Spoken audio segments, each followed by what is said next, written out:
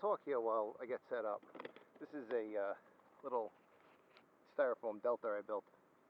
It's the foam that's very light. It's that insulation foam, but it had a foil backing on it, and it had a vapor barrier, made it good for sticking on the side of your house. But once you take that off, it doesn't become very stiff. So I put some tape across it here and here. I don't know if you can see that because it's white.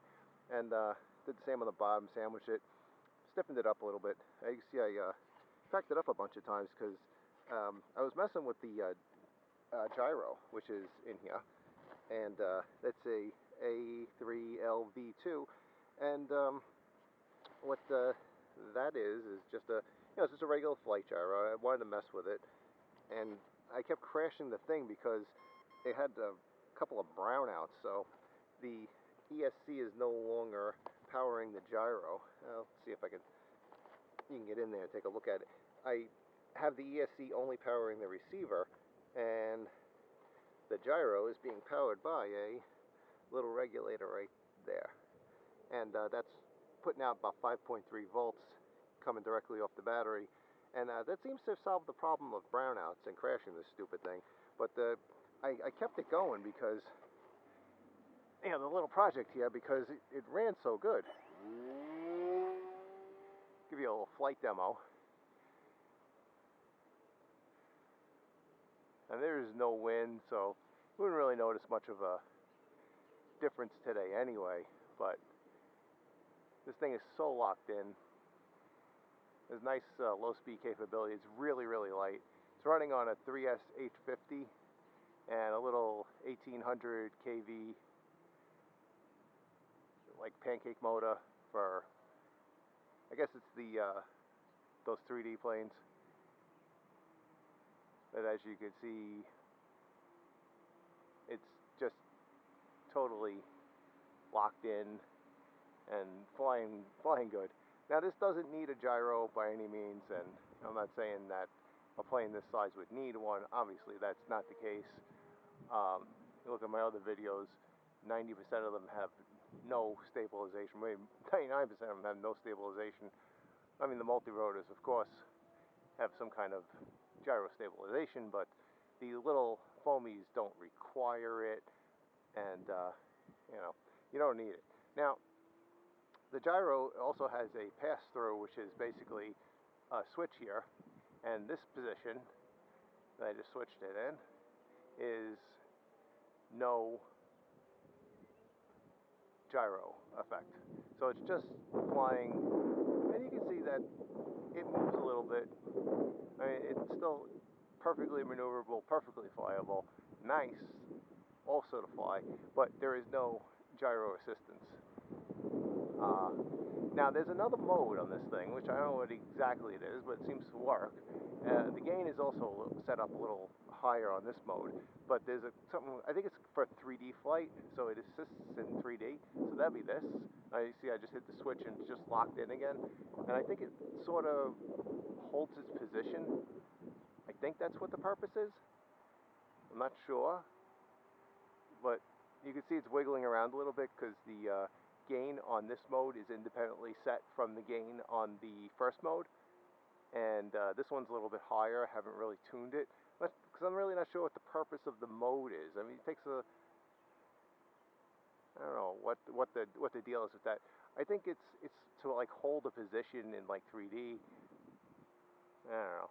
Whatever it is, to me it's unnecessary. The first mode is the mode where I usually fly it in because it's just weirdly, unnaturally stable and looks really cool because you can see the gyro working and it's wiggling around.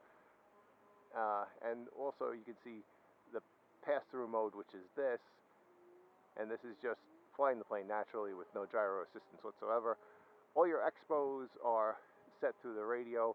The radio is set with just a regular profile, so the gyro is only getting elevator and aileron control and does the elevon mixing for you.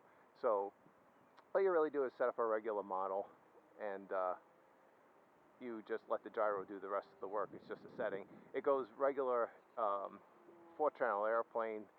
You get the rudder, the aileron, the elevator, and it can also do V-tail mixing and this here gyro. So not gyro stabilization. What is this? Delta stabilization. So flying wing, delta, whatever you want to put it on, it'll generally work for you.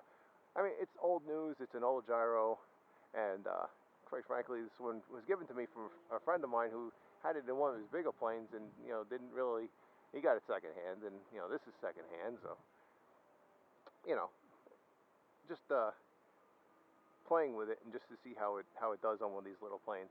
And still, we're flying in pass-through mode.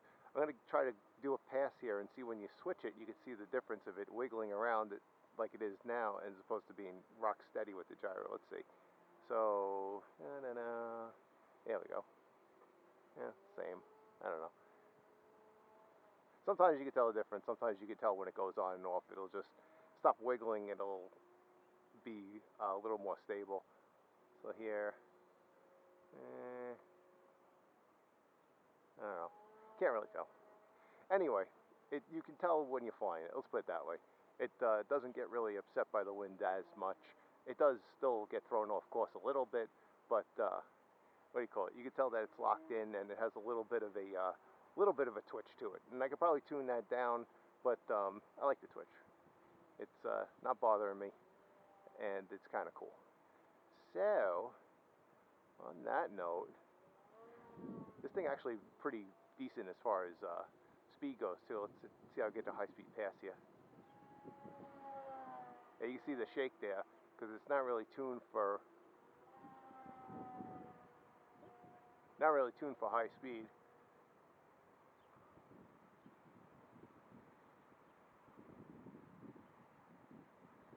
And what do you call it? Once it gets into that specific speed, it starts to wiggle around a little bit more because it's not really tuned for that. So if you were going faster all the time, you would give it a little less gain, and that would make your plane a little more or a little less twitchy at high speed. But cruising around, this is more of a cruiser, even though I really can't believe how fast it is, considering what it's running on. I tuned it for like a medium speed. I tuned it for something like this, pretty much. And that's where this plane shines, with like slow speed, maneuverability. I'm not doing the circuits with around the field. Oh, we're doing lefts, we're doing rights. I'm generally not going to fly this plane in that situation. I'll just I can, but it's kind of boring just to fly it in an oval. I'll just fly this in a small field, or if I'm by myself, I'll bust it out at the big club field and just fly it around. So, I don't know, let's see. Oh, the wind kicked up a little bit. Let's see if we can tell the difference here. So you can tell it's twitching a little bit. Let's put it in pass through. That's pass through. Whee! Oh, whoa. That's pass through. And you can tell when it comes around the turn, I guess.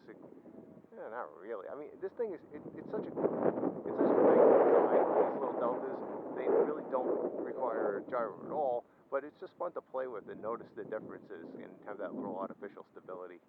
It's kind of cool. See, like that, it's like going around the turn. I put it back on, so let's try to go around the turn like slowly and see if that makes a difference. Yeah, a little bit. You can tell that it's working, and it stays up. It doesn't take any weird dips. That's the other thing. It's like every once in a while, these planes would take like weird dips, and it's because you're going too slow on downwind or something like that, making the turn, and it's totally the pilot's fault. But the gyro actually stops that. It smooths that out. It hasn't taken any wild dips. It did take one of those wild dips when I was flying without the gyro, so I could say, hey, it's got to be doing something. All right, let's bring it in for a little landing here. I think the wind's coming from my back, so I'm gonna come. Oh no, it's coming from my left. So let's bring it in this way. There's no real wind to speak of. Let's just not hit the transmitter box, and everything will be fine.